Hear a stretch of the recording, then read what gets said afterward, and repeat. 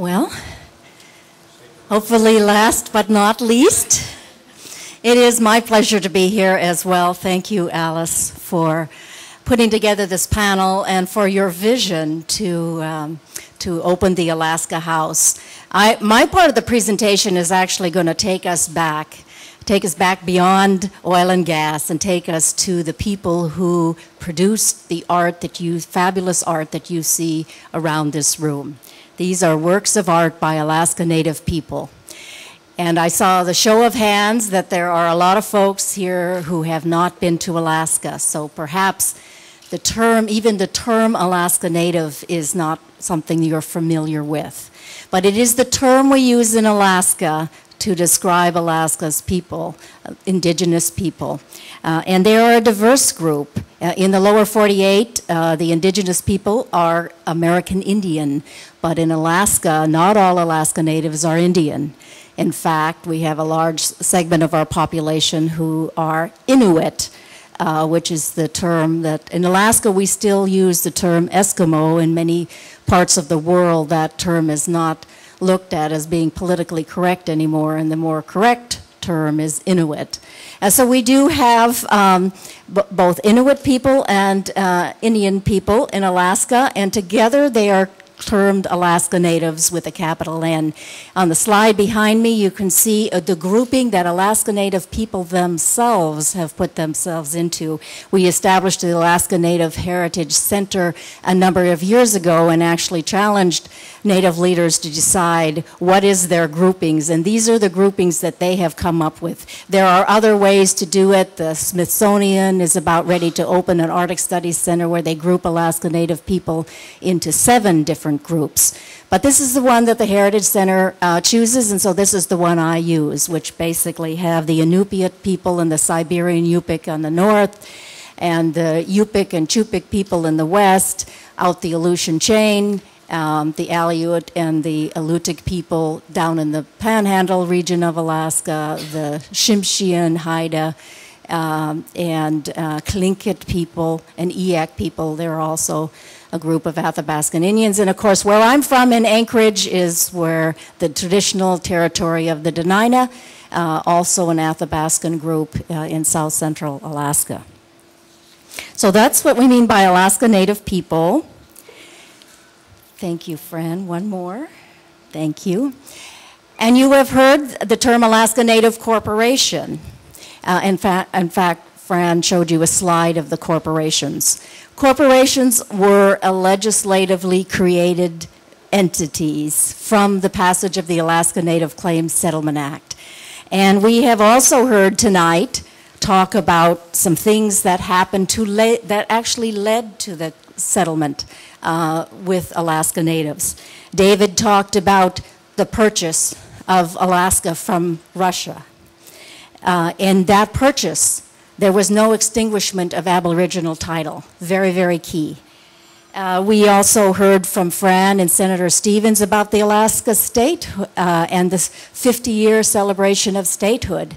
Well, when the Statehood Act was passed, there was no extinguishment of Aboriginal claim to land. Very important. And then we also heard from Daniel how important discovery on Prudhoe Bay was and the oil that has come off the slope of Alaska. Very, very important because that became the impetus for the passage of the Alaska Native Claims Settlement Act. There was a lot of pressure building with the new state wanting to select its entitlement, with a lot of development pressures that were going on, and then this enormous discovery and the need from producers and the desire of producers to get their oil out of Alaska. And what did they run into? Claims to land that had not been settled when Alaska was purchased, was not settled when Alaska became a state, and there were legitimate claims to 96% of the state of Alaska by Native people. That circumstances compelled Congress to pass the Alaska Native Claims Settlement Act in 1971, which settled this claim to land. And in that, one of the key structures was that there were not to be reservations. In the lower 48, you have Indian reservations, great reservations like the Navajo Reservation and reservations all throughout the lower 48 states. But in Alaska, the key component was that the benefits of the settlement were to pass to Native people through corporations. And Native people themselves would be enrolled through a process with BIA. And when the dust settled, they would be shareholders of these newly created entities. And that did happen. About 80,000 Alaska Native people went through this process of enrollment. About 6,278 of them ended up, like myself, being a shareholder of Cook Inlet Region. And I am now the president and CEO of one of these 12 regions, Cook Inlet Region, and a shareholder of CIRI.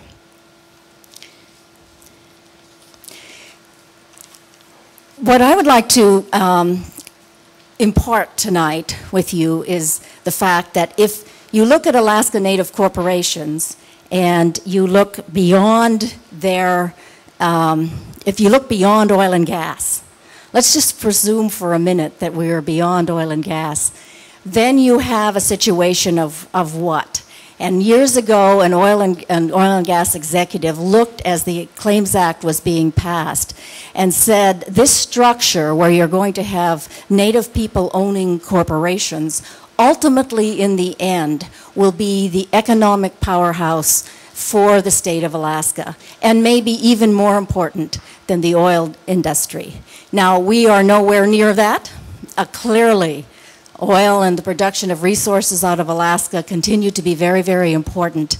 But we are coming to the place in our history, 38 years since the passage of the Act, where Alaska Native corporations, particularly the regional corporations, are truly coming into their own.